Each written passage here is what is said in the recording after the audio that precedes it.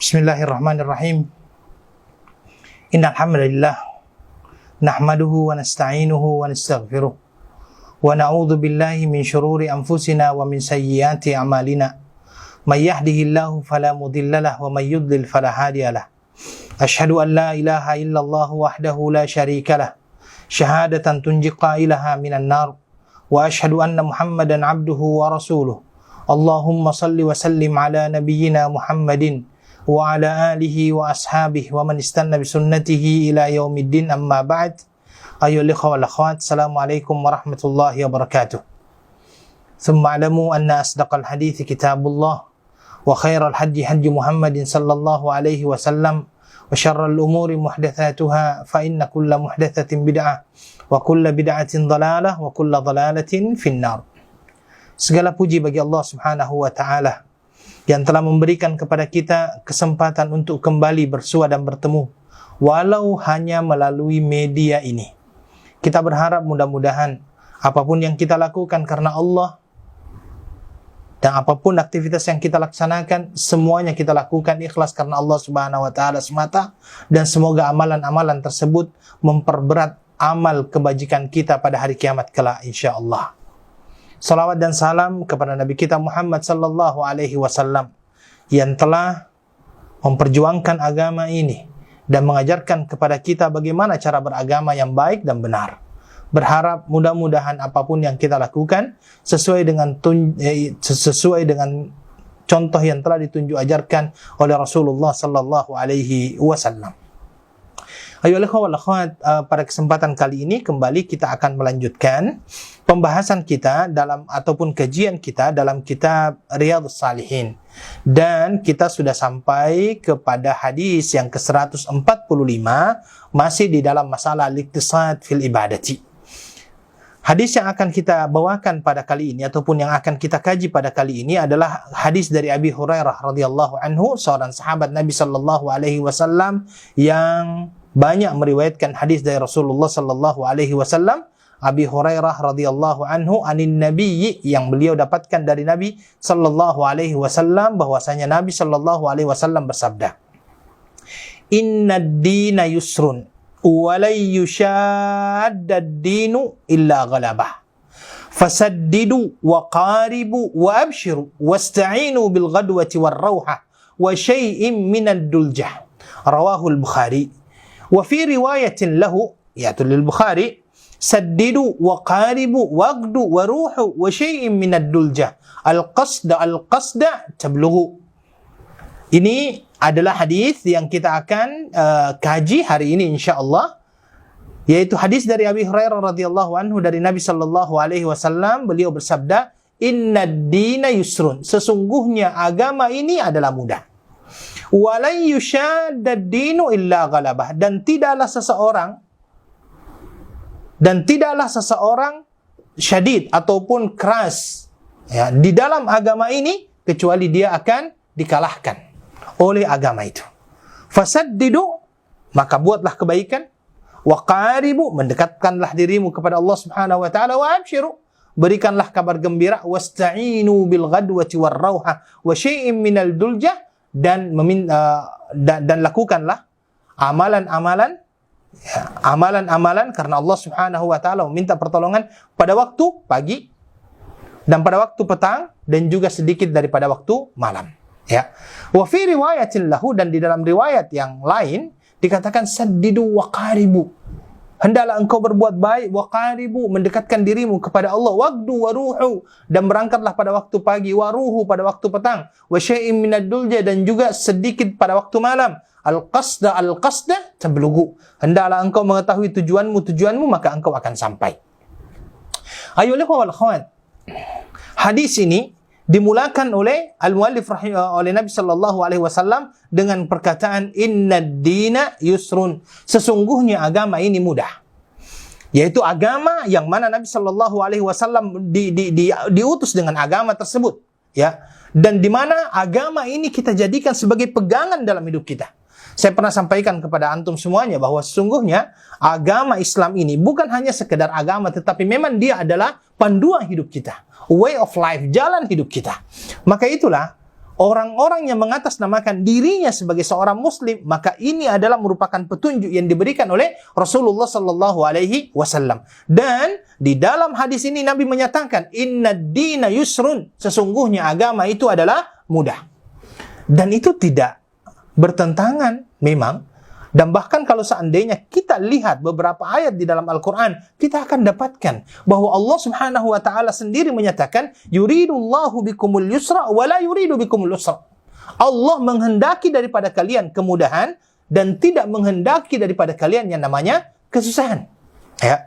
Dan di dalam hadis juga, di dalam Al-Quran juga, ketika Allah Subhanahu wa ta'ala menjelaskan berkenaan dengan masalah wudu, mandi, jenabah, ya, mandi junub, bahkan berkenaan dengan tayammum, Allah Subhanahu wa ta'ala menutup ayat tersebut dengan firman-Nya, "Ma yuridullahu liyaj'ala 'alaikum min haraj." Allah tidak menginginkan untuk menjadikan kalian dalam kesusahan.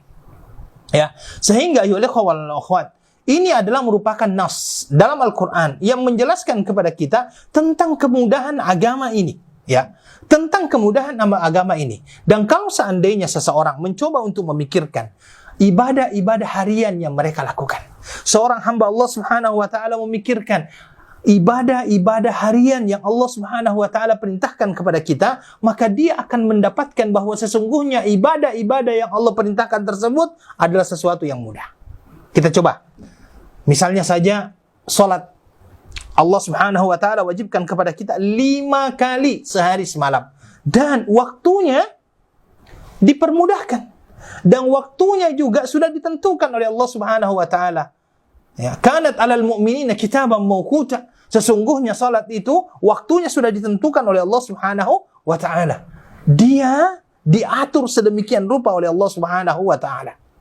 Dan dia diatur bagaimana seseorang hamba itu melaksanakannya dengan mudah. Dimulai dengan apa? Bersuci. Mensucikan diri, mensucikan hati. Seseorang ketika akan melaksanakan salat, dia perlu untuk berwudu. Kemudian setelah itu dia berdoa, asyhadu an la ilaha illallah wa asyhadu anna Muhammadan abduhu wa rasuluh. Allahumma ja'alni minat tawwabin wa ja'alni minal mutatahhirin. Di sini dia pertama membersihkan dirinya dengan berwudu, yang kemudian yang kedua dia membersihkan hatinya dengan tauhid. Ketika dia berdoa dan mengucapkan doa ini, kemudian setelah itu dia melaksanakan yang namanya salat. Dan salat ini tidak diwajibkan oleh Allah 50 kali sehari semalam, tidak. Allah tidak mewajibkan kita sesuatu salat yang memberatkan kita, sama sekali tidak. Waktu subuh 2 rakaat, zuhur 4 rakaat, antara subuh dengan zuhur itu waktunya lama. Zuhur dengan asar waktunya juga tidak pendek sekali. Asar dengan maghrib, demikian juga maghrib dengan isya, dan itu semuanya sudah ditetapkan oleh Allah Subhanahu wa ta'ala. Dan salat-salat ini ayyuhal ikhwah wal akhwat tidak mengganggu aktivitas manusia itu sendiri. Dan ini menunjukkan bahwa salat yang Allah perintahkan kepada kita adalah sesuatu yang mudah. Ya. Kemudian yang kedua, misalnya saja berkenaan dengan masalah zakat. Ya. Zakat yang merupakan rukun ketiga di dalam Islam ini, kalau seandainya kita fikirkan, kita dapati bahwa ianya adalah sesuatu yang mudah juga. Pertama, karena yang dizakatkan itu adalah dari harta seseorang yang berkembang. Kemudian, ataupun yang sama dengan itu. Dan tidak diwajibkan untuk setiap harta kita. Kemudian di dalam zakat itu sendiri ada syaratnya. Ada yang dinamakan dengan haul. Ada yang dinamakan dengan nisab.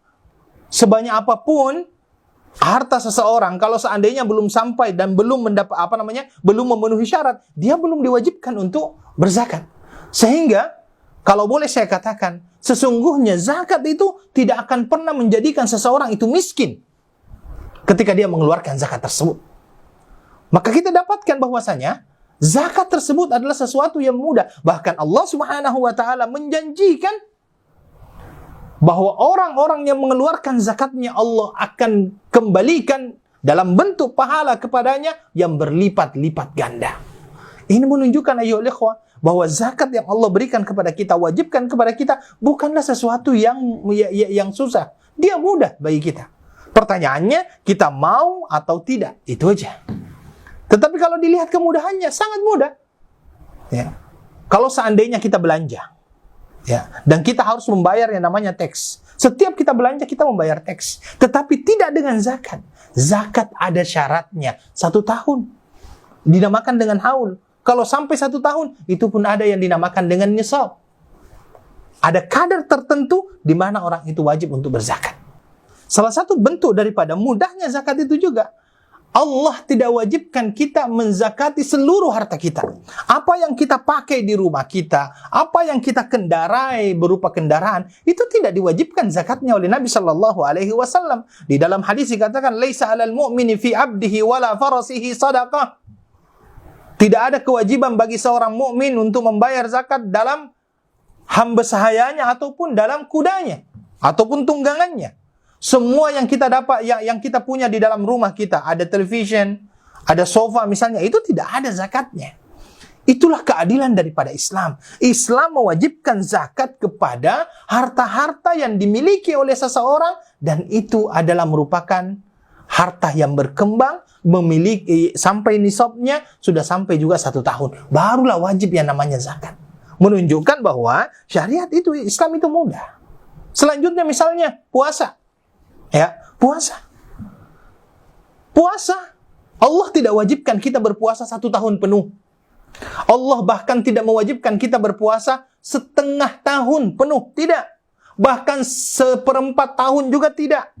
Tetapi Allah Subhanahu wa ta'ala hanya mewajibkan kita berpuasa 1 bulan penuh dari 12 bulan yang ada. 1 bulan saja. Ya. Dan ini adalah sesuatu selain sudah mudah, dimudahkan oleh Allah Subhanahu wa ta'ala. Kalau seseorang misalnya sakit dan dia tidak mampu untuk berpuasa, Allah Subhanahu wa ta'ala memberikan kepada kita rukhsah ataupun kemudahan untuk kita berbuka. Kalau seandainya seseorang itu melakukan yang namanya perjalanan, ya, dan perjalanan tersebut adalah perjalanan yang membebani dia misalnya, dan dia tidak mampu untuk berpuasa, maka Allah Subhanahu wa ta'ala memberikan kepadanya kemudahan untuk berbuka. Ya. Kalau seandainya dia memiliki yang namanya penyakit, yang mana penyakit tersebut tidak mampu ataupun mungkin dia yakin bahwasanya penyakit itu adalah penyakit yang tidak bisa sembuh. Ya. Maka pada saat itu Allah Subhanahu wa ta'ala memberikan kepada kita kemudahan. Ya. Memberikan kepada kita kemudahan untuk memberikan makan kepada 1 orang miskin setiap harinya, yang biasanya dinamakan dengan fidyah. Ini adalah bentuk kemudahan ayyuhal ikhwah. Sama tadi seperti yang namanya salat. Salat diwajibkan, disyaratkan berdiri. Tetapi kalau seandainya tidak mampu, duduk. Kalau tidak bisa dengan duduk, baring. Kalau tidak bisa dengan baring, isyarat. Kita mungkin lihat kepada yang lainnya. Haji. Haji juga adalah sesuatu yang dimudahkan oleh Allah Subhanahu wa ta'ala. Di dalam Al-Quran Allah Subhanahu wa ta'ala berfirman, "Walillahi 'alan nasi hijjul baiti man istata'a ilaihi sabila." Bagi yang mampu, barang siapa yang tidak mampu. Ya, barang siapa yang tidak mampu, maka dia tidak mempunyai kewajiban untuk melaksanakan haji tersebut. Maka ini menunjukkan ayyuhal ikhwah wal akhwat, bahwa sesungguhnya agama yang kita anut ini adalah mudah. Dalam pensyariatannya sangat mudah. Pewajibannya sangat mudah. Maka itulah Nabi Shallallahu Alaihi Wasallam ketika dia melihat Imran bin Husain dalam keadaan sakit, beliau mengatakan, "Shalli qa'iman." Salatlah kamu dalam keadaan berdiri. Fa illam tastati fa qa'idan. Kalau seandainya kamu tidak bisa berdiri, dengan duduk. Fa illam tastati fa ala jambin. Kalau seandainya tidak bisa dengan duduk, ya dengan berbaring. Karena agama ini adalah mudah. Kemudian Nabi Shallallahu Alaihi Wasallam menyatakan, "Walan yushaddad dina ahadun illa ghalabah." Dan tidaklah seseorang yang berkeras di dalam agama ini kecuali dia akan dikalahkannya. Artinya, kalau seandainya ada seseorang yang menginginkan kekerasan di dalam agama, ya, menginginkan yang namanya kekerasan di dalam agama, maka sesungguhnya dia akan terkalahkan oleh agama itu sendiri. Ya, ketika dia memaksakan dirinya untuk melakukan satu ibadah, ketika dia memaksakan dirinya untuk melaksanakan satu ibadah, padahal ibadah tersebut adalah ibadah yang di dalamnya tidak diperlukan yang namanya pemaksaan diri, maka pasti suatu hari dia akan merasakan yang namanya kebosanan di dalam beribadah. Karena itulah Nabi sallallahu alaihi wasallam menyatakan khairul a'mal ma dama wa in qalla. Sebaik-baik amalan adalah yang berterusan walaupun dianya sedikit. Dianya adalah sedikit. Terkadang Allah memberikan kepada kita suatu semangat dalam beribadah yang sangat tinggi. Dan pada saat itu segala sesuatunya kita ingin laksanakan. Maka pada saat itulah kita harus kembali kepada apa yang disampaikan oleh Rasulullah sallallahu alaihi wasallam, khairul a'mali ma dama wa in qalla. Sebaik-baik amalan yang berterusan walaupun ianya adalah sedikit. Karena mungkin hari ini ketika kita diberikan hidayah oleh Allah Subhanahu wa taala untuk misalnya melaksanakan salat tahajud. Kita laksanakan salat tahajud sesuai dengan apa yang kita mampu. Ya. Ketika Allah memberikan kepada kita hidayah untuk melaksanakan yang namanya puasa, mungkin Senin, Kamis menjadi solusi bagi kita. Kita tambah kemudian dengan puasa al-ayyamul bid misalnya. Ya. Tidak perlu ketika Allah memberikan misalnya hidayah agar kita berpuasa sunnah, kita langsung akan berpuasa seperti puasanya Nabi Daud. Tidak. Mahlan. Bertahap saja. Insya Allah dengan demikian Allah Subhanahu wa ta'ala akan memudahkan kita dalam menjalankan ketaatan kepada Allah Subhanahu wa taala. Kemudian Nabi sallallahu alaihi wasallam menyatakan fasaddidu. Apa artinya saddidu? Di dalam beberapa penjelasan ulama dikatakan if'ali syai' ala wajhi sadadi wal isabati. Fa in lam yatayassar faqarib. Walihada qala wa qaribu. Artinya lakukanlah sesuatu ya yang benar, yang sesuai dengan sunnah Rasulullah sallallahu alaihi wasallam, dan kalau seandainya memang tidak memudahkan bagi kamu, maka hendaklah engkau mempermudahnya. Maksudnya mempermudahnya bukan mempermudah ibadahnya, ya, tetapi mempermudah kalau seandainya memang di dalamnya ada rukhsah, ya. Kalau seandainya kita mampu untuk melaksanakannya dengan sesuai dengan yang dicontohkan oleh Nabi sallallahu alaihi wasallam, jumlahnya sama seperti misalnya salat tahajud yang kita katakan bahwasanya salat tahajudnya Nabi sallallahu alaihi wasallam panjang sekali, ya. Dalam riwayat dikatakan bahwa Nabi sallallahu alaihi wasallam itu membaca rakaat pertama biasanya suratul Baqarah, biasanya ditambah lagi suratul Nisa, kemudian suratul Ali Imran. Jadi 3 surah di dalam satu rakaat. Kalau kita mau melaksanakan langsung seperti itu, saya kira ini adalah hal yang susah untuk kita laksanakan.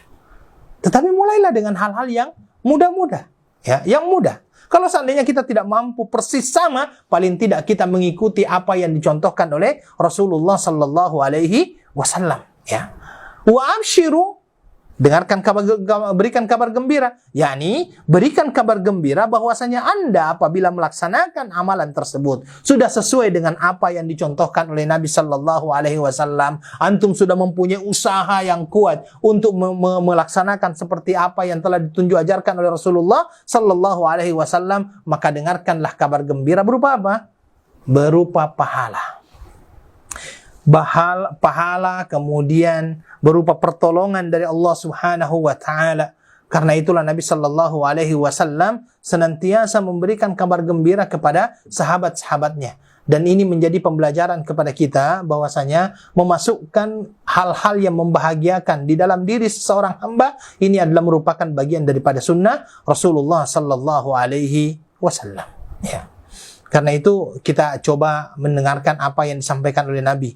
Nabi itu memberikan juga kabar gembira kepada sahabat-sahabatnya. Misalnya saja ketika Nabi Shallallahu Alaihi Wasallam menceritakan kepada sahabat-sahabatnya berkenaan dengan hari kiamat. Kemudian yang mana Nabi mengatakan bahwa nanti pada hari kiamat Allah akan berkata kepada Nabiullah Adam, ya Adam, fayaqul, maka Adam berkata, labbaika wa sa'daik wal khairu fi yadaik.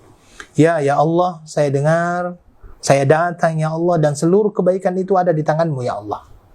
Ya. Kemudian Nabi Shallallahu Alaihi Wasallam, kemudian Allah berkata kepada Nabiullah Adam, keluarkan daripada anak cucumu yang akan masuk ke dalam neraka, ataupun yang akan dimasukkan oleh Allah ke dalam neraka.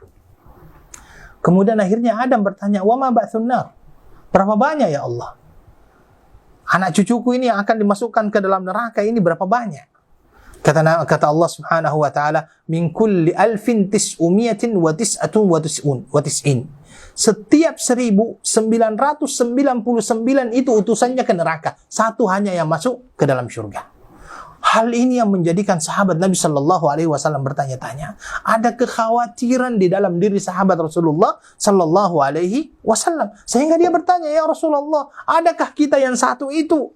Kata Nabi Shallallahu Alaihi Wasallam, abshiru, berikanlah, dengarkanlah kabar gembira, ya. Fa inna min Ya'juj wa Ma'juj alfan. Dari Ya'juj Ma'juj 1000, wa minkum rajul, dan dari kalian satu. Kemudian Nabi sallallahu alaihi wasallam menyatakan, walladzi nafsi biyadi, demi yang jiwaku ada di tangannya, saya inginkan seperempat ahli syurga adalah kalian. Akhirnya para sahabat bertakbir. Kemudian Nabi berkata lagi, sepertiganya adalah kalian. Kemudian sahabat bertakbir. Bahkan Nabi mengatakan, saya menginginkan semoga 1/2 daripada ahli syurga adalah daripada umatku. Maka para sahabat Nabi Shallallahu Alaihi Wasallam kembali bertakbir. Ini menunjukkan bahwa memasukkan kabar gembira ke dalam hati orang-orang yang beriman. Dan itu yang disampaikan oleh Rasulullah Shallallahu Alaihi Wasallam. Ingat, sunnah memberikan solusi, tidak malah memberikan permasalahan kepada masyarakat. Ya, mudah-mudahan kita bisa memahami hadis ini, dan mudah-mudahan Allah Subhanahu wa taala memudahkan kita dalam mengikuti sunnah-sunnah Rasulullah sallallahu alaihi wasallam. Subhanakallahumma wa bihamdika asyhadu an la ilaha illa anta astaghfiruka wa atubu ilaik. Assalamualaikum warahmatullahi wabarakatuh.